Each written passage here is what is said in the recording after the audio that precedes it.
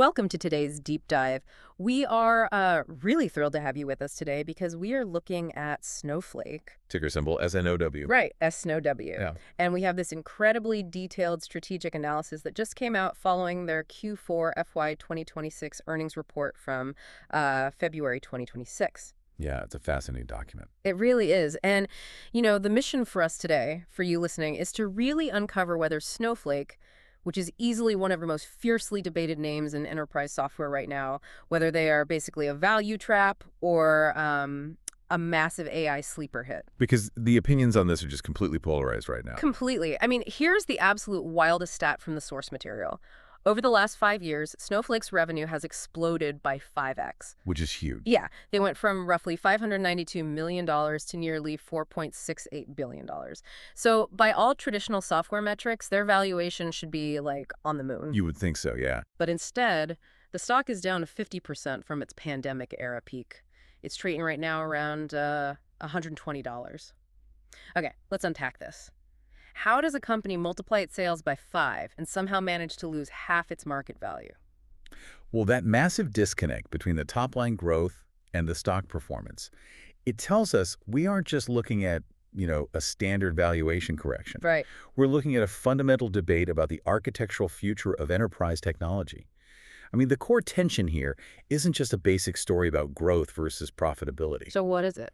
The market is desperately trying to figure out if the data platform is going to naturally evolve into the AI platform, or, and this is the scary part, if new AI technologies are just going to completely bypass data platforms entirely. Which would turn a massive growth engine like Snowflake into what? Just a commoditized utility? Exactly. Just a dumb storage locker. Wow. Okay, so to understand that massive existential threat, we really have to break down the present-day financial situation first. The bloodbath, you mean? Yeah, the bloodbath. Because to understand the 50% drop, we have to look at the GAAP profitability.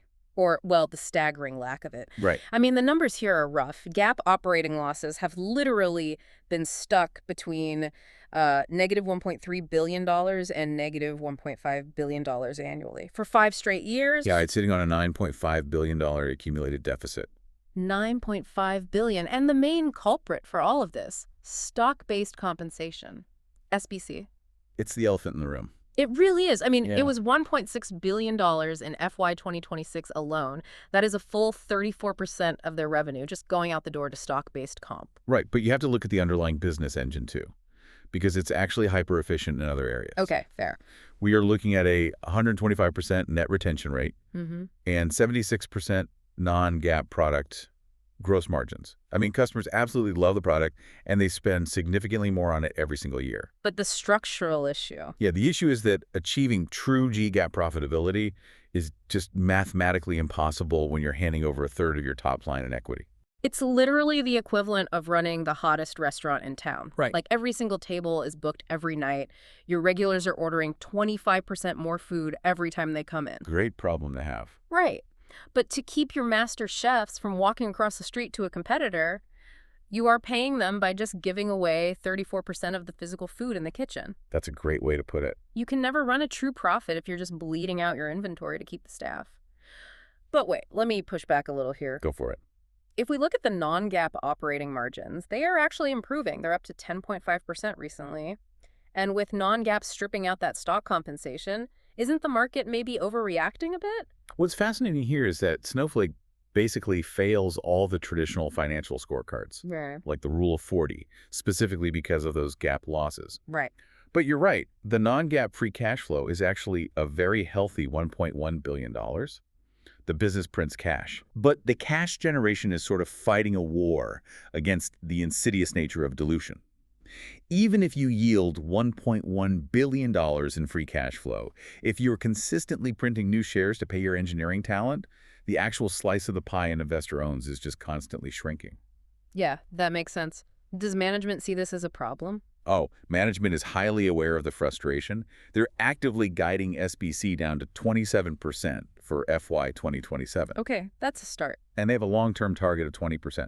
The real problem is hitting that 20% mark is realistically 3 or more years away. And 3 years is an absolute eternity in the current tech cycle, especially with the AI talent wars right now. Exactly. You can't just slash compensation overnight. Right, because you'd lose all your top machine learning engineers to like OpenAI or Anthropic. You'd walk right out the door. So, okay, the financial math, the severe dilution, that clearly explains the current stock price.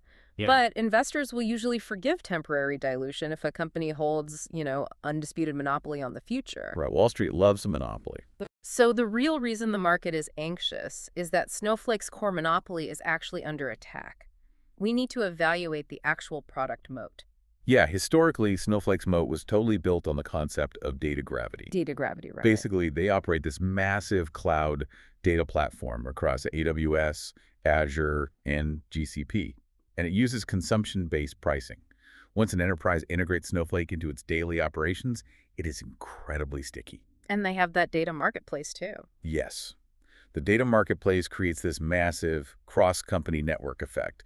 You've got multiple vendors, partners, all sharing live data sets seamlessly within the Snowflake ecosystem. So if you try to rip the platform out, you basically break 1,000 downstream pipelines. Exactly.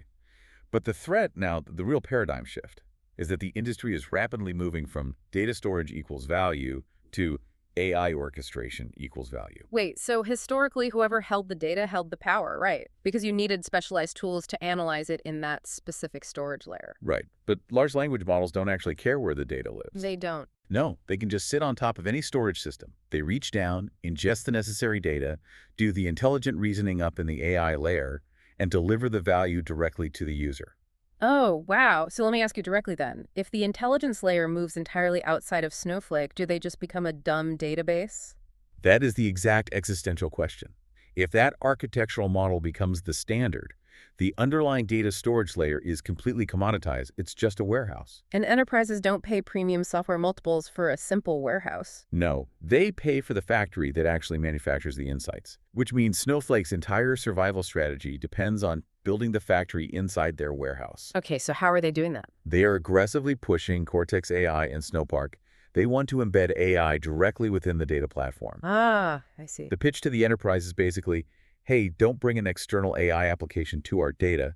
Use our native AI to process your workloads right where the data already lives. Which totally makes sense. It avoids all those crazy egress fees, keeps your security governance intact, and it's just faster. Exactly. But if they fail to convince the market of that, yeah, they're relegated to being a dumb database. And they are fighting for that orchestration layer on a really, really crowded battlefield. I mean, we have to talk about Databricks. Oh, absolutely. Databricks is the massive, sometimes unspoken threat in the room. They are still private, right? They are. But we're looking at an estimated $10 billion plus in ARR, and they're growing north of 50%. That's insane for a company that size. It is. Databricks operates on a lakehouse architecture, and that was fundamentally built for machine learning and data science workloads from day one. So they were already the default environment for many enterprise AI teams. Plus, there is the looming specter of a Databricks IPO. Which changes everything. Right. If they hit the public markets with a massive valuation and a faster growth rate than Snowflake, it is going to put immense pressure on Snowflake's multiple. And the threat isn't just coming from Databricks. Open source technologies are actively dismantling the whole concept of vendor lock-in. Like Apache Iceberg. Exactly. Apache Iceberg is the perfect example. It's an open table format that completely decouples the storage layer from the compute engine. Okay, explain that decoupling, because that feels important. It's critical. Historically, if you stored your data in Snowflake, you had to pay for Snowflake's proprietary compute engine to query it. The format was locked to them.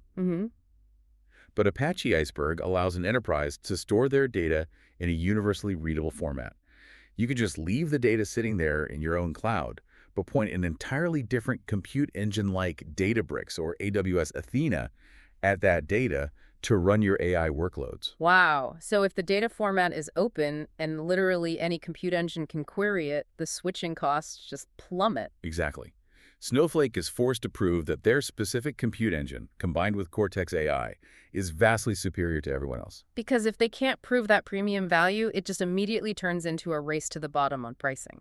Wait, if Databricks is already the default for AI teams and Snowflake is essentially an analytics platform trying to pivot, isn't Snowflake fighting an uphill battle on enemy turf?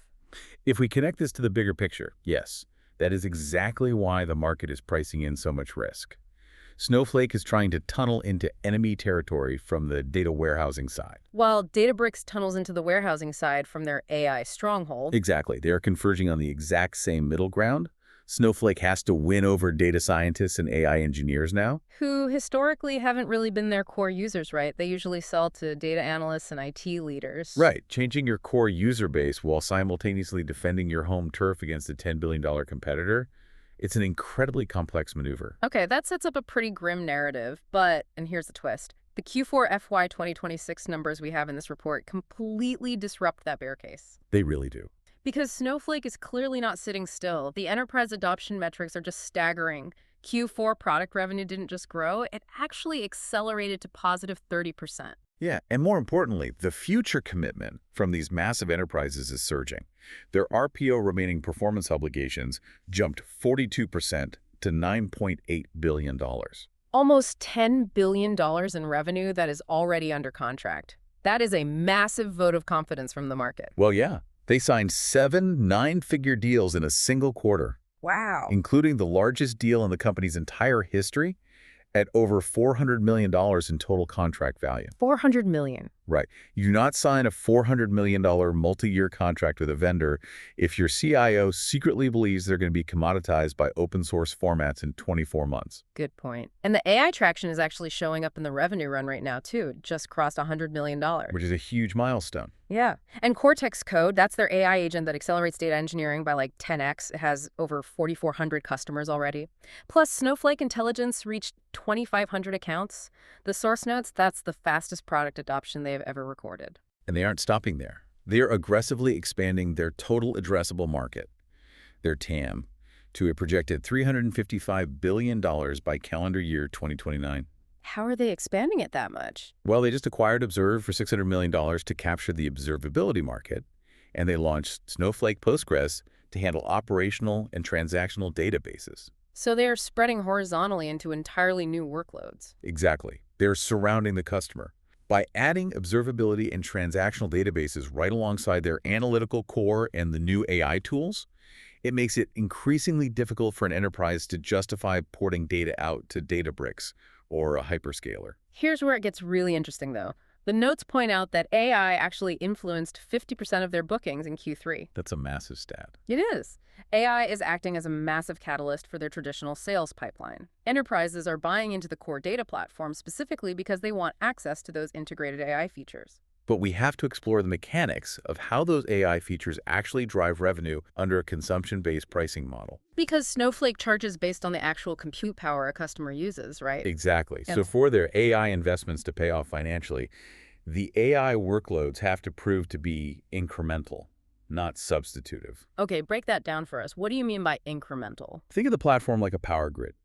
If a customer deploys Cortex AI to run entirely new predictive models like answering complex business questions they previously didn't have the time or resources to analyze, they're pulling more electricity from the grid. Okay, I follow. That is incremental usage. The meter spins faster and Snowflake's revenue goes up. The risk arises if the AI is primarily used just to optimize existing tasks. Oh, I see. If Cortex Code makes a data engineer 10 times more efficient at writing a SQL query, and that AI-optimized query requires significantly less compute power to execute, They just reduce the amount of electricity being pulled from the grid. the meter spins slower. Exactly. If the AI simply makes legacy workflows highly efficient, overall revenue could actually stall out because the customer gets the exact same output while consuming way less compute. So the ultimate success of their AI strategy basically hinges entirely on the elasticity of demand. Precisely. Does making data engineering cheaper and faster result in enterprises running exponentially more workloads? Right, because if the lower cost unlocks massive new use cases, the sheer volume will offset the efficiency gains. But if an enterprise just uses the AI to shrink their current Snowflake bill, the product's success actively harms Snowflake's bottom line. Wow. So let's bring this all together for you listening. We are basically looking at a company trapped between a rock and a hard place. That's a good way to summarize it. On the financial side, they have this heavy stock dilution from the SBC delaying GAAP profitability.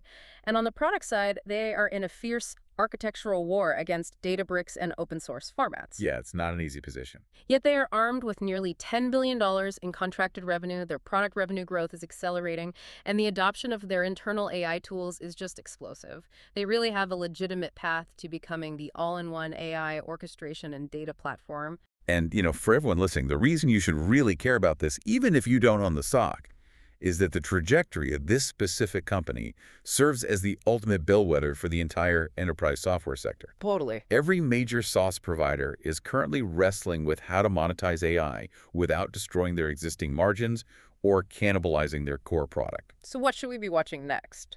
Keep an eye on Snowflake's upcoming Q1 FY 2027 revenue targets. They guided between $1,262 million and $1,267 million. Okay. And pay attention to their Investor Day Summit coming up in June 2026. Those figures, those events, they'll prove exactly where enterprise AI value is finally settling, whether it's in the storage layer, the compute layer, or the orchestration layer. So what does this all mean? I want to leave you with a final provocative thought to mull over, based on that consumption paradox we just discussed. Oh, the power grid analogy. Yeah. Imagine inventing a hyper-efficient new jet engine for an airline. But the airline pays you strictly by the gallon of fuel consumed. You built a revolutionary, objectively better product that makes the planes fly faster and cheaper. But in doing so, you just destroyed your own billing metric. The airline loves you, but your revenue plummets. Exactly.